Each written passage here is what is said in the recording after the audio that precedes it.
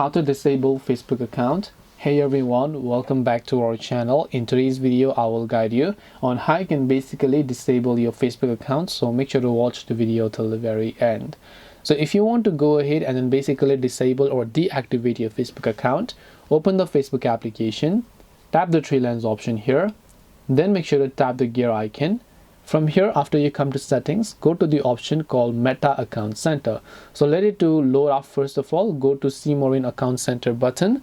When you come to Account Center, go to Personal Details. From Personal Details, go to Account Ownership and Control, and then go to Deactivation or Deletion. From here on, just tap on the Facebook account that you want to disable. Select the temporarily deactivate button here and then tap on continue, and this account will get successfully deactivated. This way you'll be able to disable or deactivate your Facebook account. Hope this video was very helpful. If you have got any more questions, feel free to leave them down. Thank you for watching till the end and see you soon in the next video.